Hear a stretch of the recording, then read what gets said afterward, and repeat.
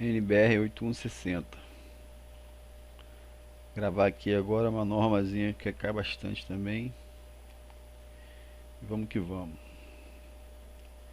Aqui nós temos umas definições importantes para gravar.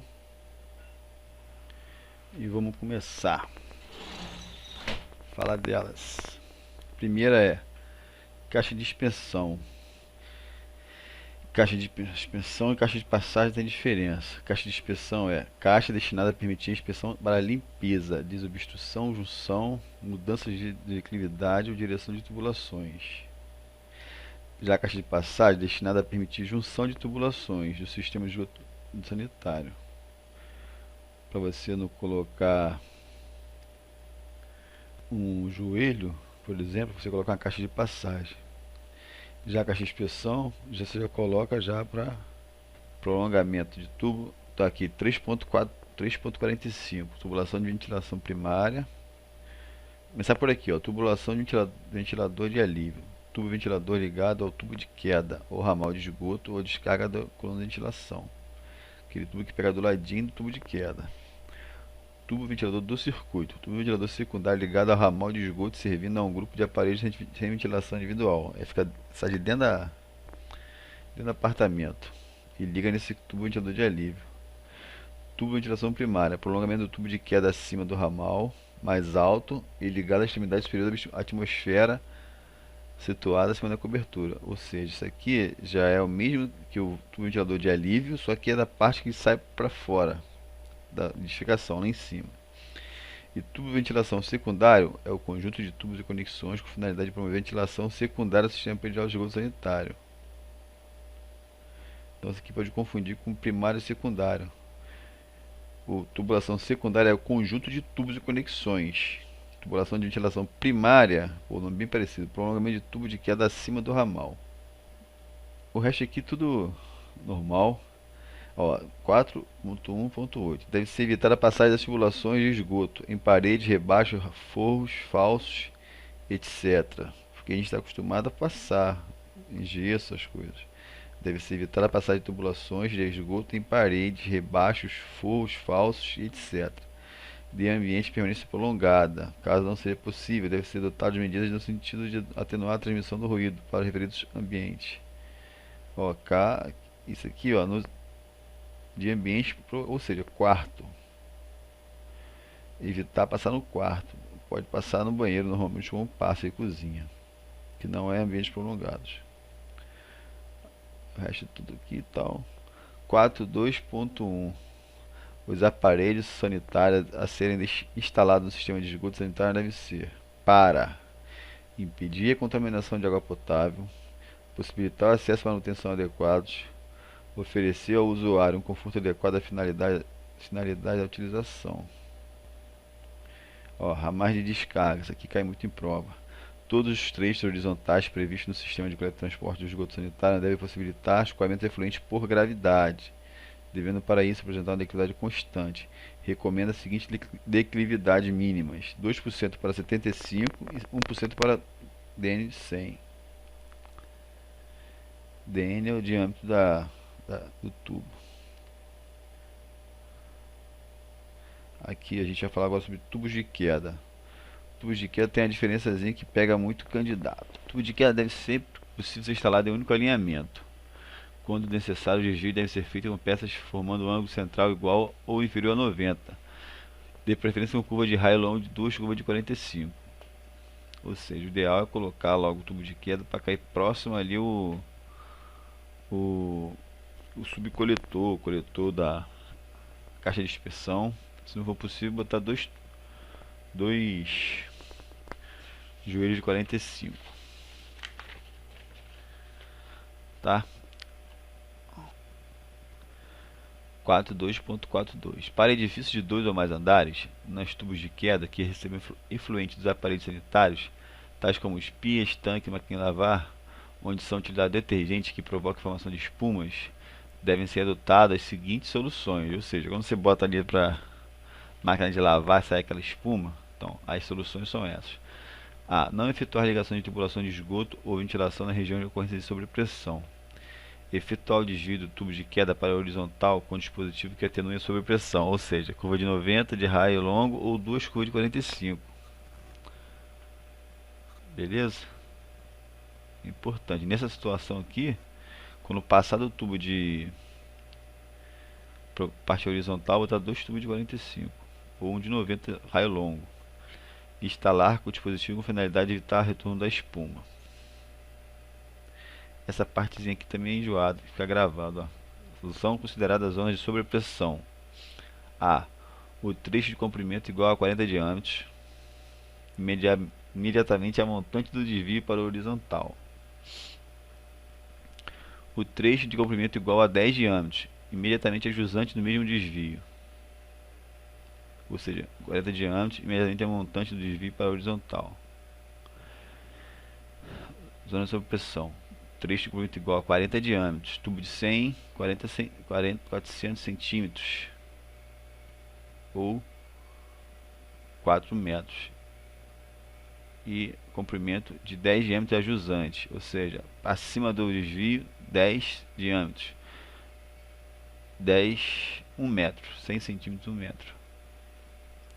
O trecho horizontal de comprimento igual a 40 diâmetros, imediatamente a montante do próximo desvio.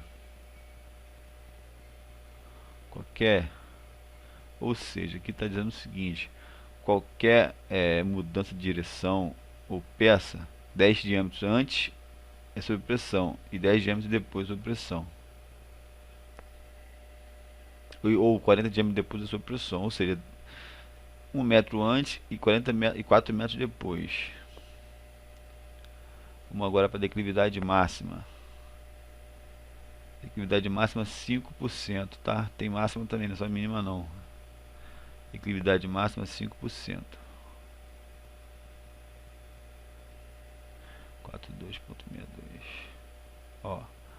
Subcoletores e coletor predial. O coletor predial e o devem ser preferência retilíneos. Quando necessário, os desvios devem ser feitos com peça com ângulo central igual ou inferior a 45 graus, acompanhado de elementos que permitam a inspeção.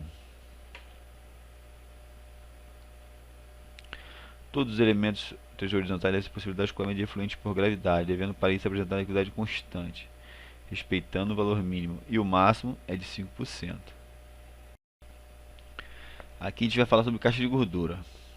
É recomendado o uso de caixa de gordura quando os efluentes contiverem resíduos gordurosos, quando o uso de caixa de gordura não for exigido pela autoridade pública competente, e sua adoção fica a critério da projetista. As caixas de gordura devem ser instaladas em locais de fácil acesso com boas condições de ventilação. Devem possibilitar a retenção e posterior remoção da gordura através das seguintes características. Aqui vai falar sobre cada uma que tem que usar a caixa de gordura. A capacidade de acumulação de gordura unificada da operação de limpeza. Dispositivo de entrada e saída conveniente projetado para possibilitar o afluente e o efluente escoem normalmente. Altura e entrada e saída suficiente para reter a gordura, evitando arraste de material juntamente com o efluente. Vedação adequada para evitar a penetração de insetos, pequenos animais, águas de lavagem de piso ou águas pluviais. Aqui tem uma parte que vai falar da caixa de gordura, os tamanhos, não é agora não. Tá, agora a gente vai falar de caixa e dispositivo de inspeção. Tem a distância que cai muito. O interior das tubulações embutidas ou não deve ser acessível por intermédio de dispositivo de inspeção. Para garantir a acessibilidade do elemento do sistema, deve ser respeitado de mínimo as seguintes condições.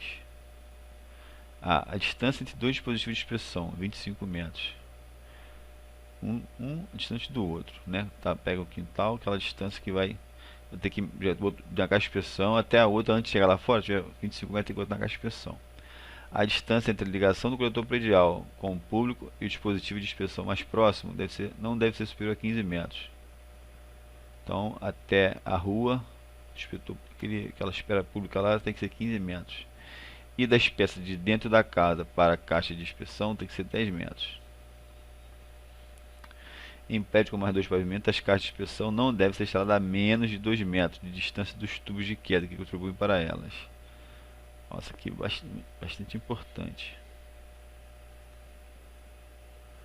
Aqui, ó, 4.2, 7.2. No caso de esgoto proveniente unicamente de lavagem de pisos ou de automóvel, dispensa-se o uso de caixa de inspeção. devendo os efluentes ser encaminhados, neste caso, a uma caixa sifonada de diâmetro mínimo igual a 40 centímetros, a qual pode ser ligada diretamente à caixa coletora da rua, no caso, deve ser, né? A caixa coletora deve ser perfeitamente permeabilizada, provida de dispositivos adequados para limpeza, limpeza e ventilação, tampa hermética e ser constituído de materiais não atacáveis pelo esgoto. Isso aqui é bem legal também, ó. 4.3.6 dá 8.160. A extremidade aberta de um tubo ventilador primário, o coluna de ventilação, conforme mostrado na figura 3, não deve estar situado a menos de 4 metros de qualquer janela, porta ou vão de ventilação, salvo ser elevado pelo menos 1 metro das vergas dos respectivos vãos, 4 metros a distância, ou se estiver acima 1 metro das vergas dos seguintes vãos. Deve situar-se em altura mínima de 2 metros acima da cobertura, no caso de laje utilizada para outros fins, além de cobertura. Caso contrário, a altura deve ser mínima igual a 30 centímetros. Deve ser devidamente protegido nos trechos de aparentes contra choques ou acidentes que possam danificar.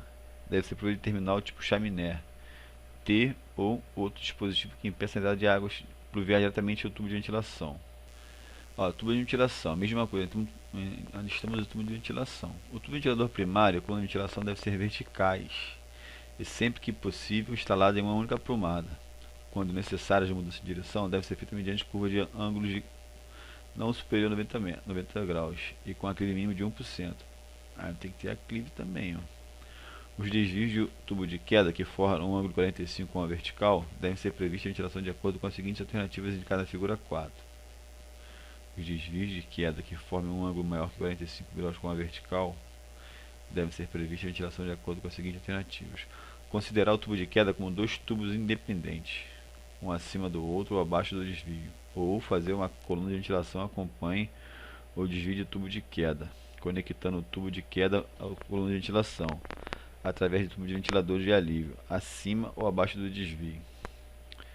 Em prédio de um só pavimento, deve existir pelo menos um tubo ventilador, ligado diretamente a uma caixa de inspeção ou junção ou coletor predial, subcoletor ou ramal de descarga de uma bacia sanitária e prolongado até acima da cobertura desse prédio, devendo-se prever a ligação de todos os desconectores a um elemento ventilado, respeitando a distância máxima indicada na tabela 1. Aqui, ó. 4.3.12. Nos prédios que o sistema predial de esgoto sanitário já possua pelo menos um tubo ventilador primário de 100, fica dispensado o prolongamento dos demais tubos de queda até a cobertura, desde que estejam preenchidas as seguintes condições: o comprimento não exceda 1/4 da altura total do prédio, medida vertical do referido tubo. Não receba mais de 36 unidades de Hunter de contribuição. Tenha a coluna de ventilação prolongada até acima da cobertura e a conexão em outros existentes, no limite da tabela 2. Ou seja, se já tem um tubo de queda de 100, fica dispensado prolongamento. A tubulação de ventilação deve ser instalada no aclive mínimo de 1%, de modo que qualquer líquido proveniente nela venha ingressar possa escoar totalmente por gravidade para dentro do ramal de descarga ou esgoto que o ventilador tem origem. Toda coluna de ventilação deve ter diâmetro uniforme, extremidade inferior ligada ao subcoletor ou ao tubo de queda em ponto situado abaixo da ligação do primeiro ramal de esgoto ou de descarga, ou neste ramal de esgoto ou de descarga.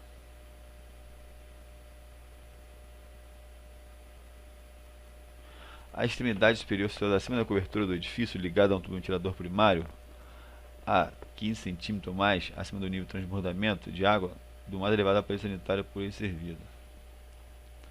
Complicado isso aqui, não entendi nada.